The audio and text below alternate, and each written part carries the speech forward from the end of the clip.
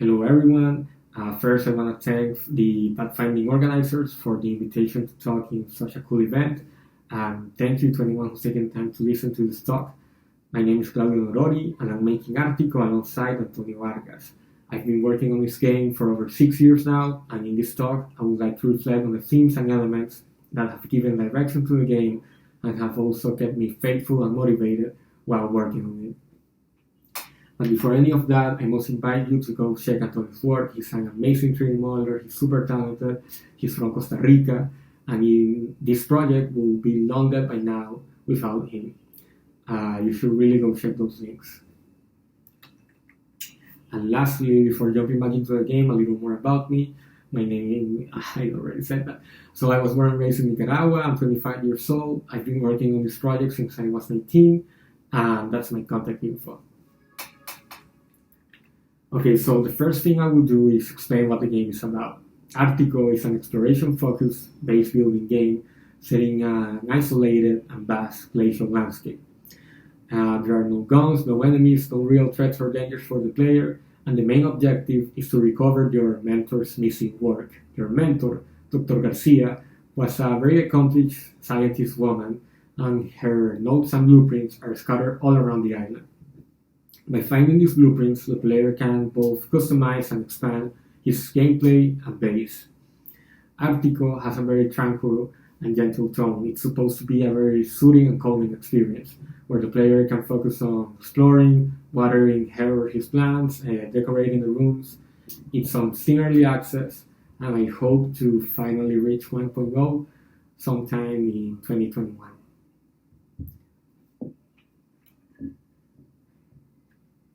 Okay, so Arctico's warm elements. Now that I've briefly described Arctico, I will talk about the most important elements of the game, the ones that have given direction and style to it. These include gameplay decisions as well as purely aesthetic design choices. And the first one I must talk about is the dog sled. So back in 2014, I was working on a survival game prototype set in a woody and snowy landscape. I remember I was modeling an abandoned sled. It was supposed to be a decorative asset for one of the locations in the map. My brother Martin was walking by, and he asked me if the sled was rideable, to which I replied no. He showed some disappointment and then said that I must add a rideable sled to this game. So thank you, Martin, because this was by far the best idea I've ever worked on and the one that has defined most of the game. This is how the game used to look back in 2014. The dog sled was something very fruitful and exciting to work on. The idea that you had 4 loyal dogs, that you had to take care of them in order to keep exploring the map at a comfortable speed. Dogs are also super cute, everyone knows that. From the very beginning, it was very fun to ride the sled. It also shaped how Arctico's map will be developed, because it forced me to shift from a woody snowy landscape to a more vast and expansive glacial terrain because of collision issues with the sled and the trees. And these ended up shaping a lot of Arctico's tones and themes of solitude, vastness, immensity, and isolation. The next element on this list is Arctico's color. Overall, my main goal with Arctico's color palette is the same goal I have with the rest of the game, so I try to make it a comfortable, restful color palette. Nothing should stand out too much. The color saturation must remain balanced, and the contrast must remain low. I believe that the lack of textures and the mostly white terrain in the game make the game's color palette probably the most important visual asset in the whole game, because when everything's white, the colors end up dictating absolutely everything about the game's mood throughout the day cycle. The day cycle starts with colder and darker colors, bluer and greener shades. I really want these first colors of the day to be more mysterious and eerie, mainly because these are the first colors the player will be presented with when starting a new game or after loading a save file. I believe that by first presenting the player with a calm, slightly eerie and mysterious atmosphere, we can increase his interest in the map, in the terrain, and this will make him maybe start a new and long journey. And I also did this because these colors are darker, they are dimmer, and they will be easier on the player's side when he's still adjusting to the game's brightness. In the middle of the day, the colors move towards a mature palette. These pale shades of sky blue serve as an interlude for the game. Everything becomes radically brighter and clearer, and this allows the player to make new and better informed decisions on where to go next and what to do with the rest of the day.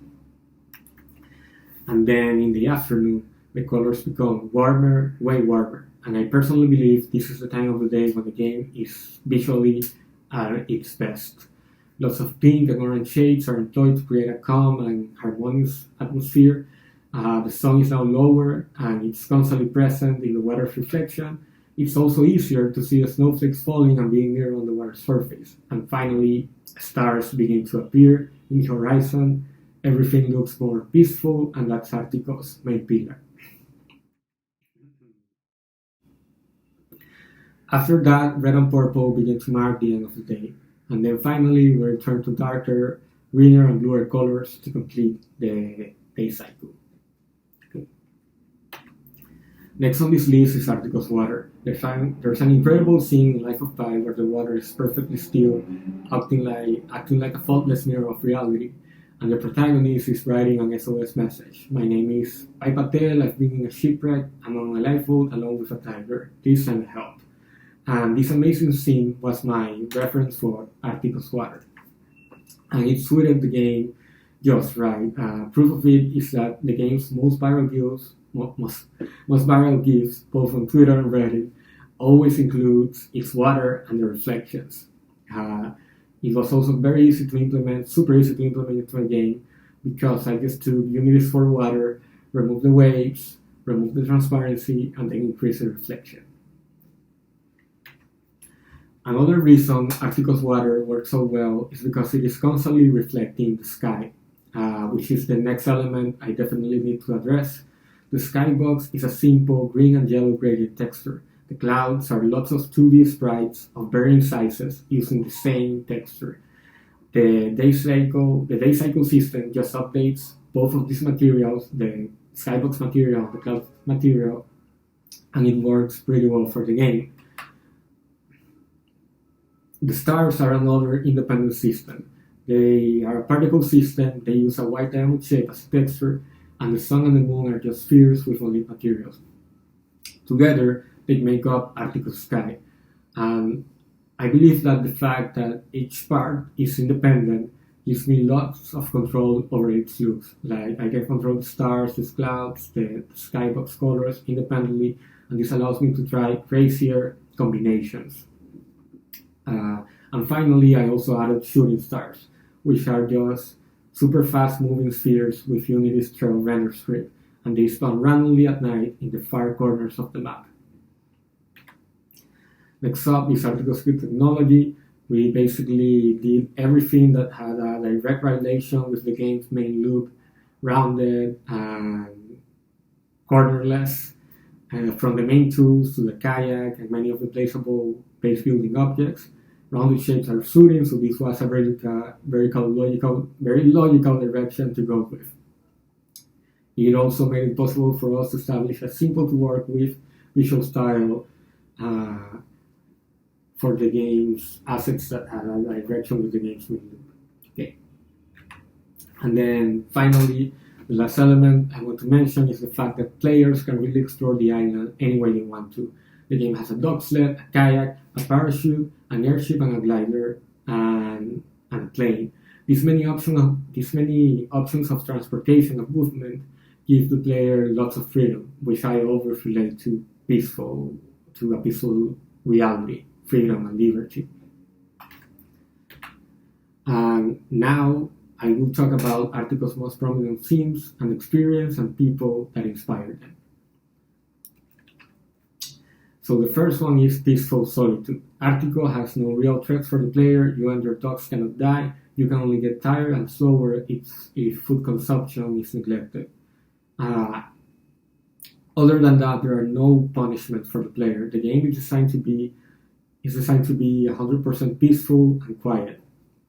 And I have tried to arrange the map so that it feels vast and beautiful enough to evoke the feelings of a tranquil solitude. I really want Arctico to be mostly moments of silence and reflection. And sometimes wonder. I want Arctico to be the kind of thing you play to calm down. And then another prominent theme is Unattainable Dreams. Many of the notes you find in the game were written by explorers and pioneers, scientists that were seeking to achieve something extraordinary through their adventures. And in many of the locations and notes, you end up finding out that they failed and ultimately died in the pursuit of their dreams. This became a stronger theme in the game's lore and location throughout the last year and a half, because by now I've been making this game for a long time, and I'm beginning to wonder if I can be a financially stable indie game developer, if I can be successful in that apartment of financially speaking. And as time goes by, I'm beginning to accept that maybe my dream of being only an indie game developer and nothing else, like only focusing on my games and my ideas, might be a pipe dream, because I need to reach financial stability.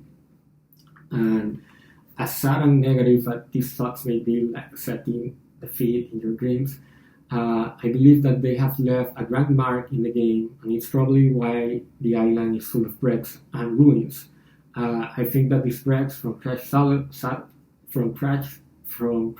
satellites to the decaying frame of an airship greatly contribute to creating a very mellow atmosphere for the players. So definitely something positive came out of these negative thoughts. And it will be inappropriate for me to talk about Arctico's tone and themes without talking about my family. My parents have been amazing. Even though the three of us were raised in a third world country, our parents, through love and education, made us feel that we could be anything we wanted to be. They filled us with the confidence and tools to work for our dreams. Our education was always the top priority, and they made lots of sacrifice to give us the best one available in Nicaragua. My mom is by a far stretch the person I admire the most, and this character in Arctico, your mentor, the one that you're trying to find the missing work of, Dr. Garcia, this amazing, accomplished woman scientist, is 100% inspired by my mother. Then my brothers have always supported my goal of becoming a game developer, and they are both working super hard to reach their own dreams. My sister is doing a master's in epidemiology at the University of Bristol, and my brother is studying computer science at Concordia in Montreal. They both inspire me and motivate me to be a better game developer, and they have loved me a lot. And another person that has exerted a great influence on the game is my fiance Camila. These 2.5 years with her have massively increased my happiness and productivity. She has brought so much tenderness into my daily life, and naturally that also transitioned into Arctico. Arctico became way more tender because of her. She really is the sweetest person I know, and I am extremely lucky to have met her, and the game is also extremely lucky that I've met her. All in all, this game, its look, its gameplay, is truly a byproduct of the love my parents, my brothers, and Camila have brought into my life. It's a game filled with shades of pink, love letters, hope, science, and hard work. This work was inspired by all of them, by the love they've given to me. They've injected into the game so many themes, and they set free a mellow and tender tone. And that's the main reason I truly love this project, because it represents so much of the people that I love, and that's why I know for a fact that I will finish it. And I will keep working with until it's properly finished, because it represents the love that all these people have given to me, and that truly matters to me. And that's it. Thank you for staying until the very end, and please consider wishlisting Arctico on Steam.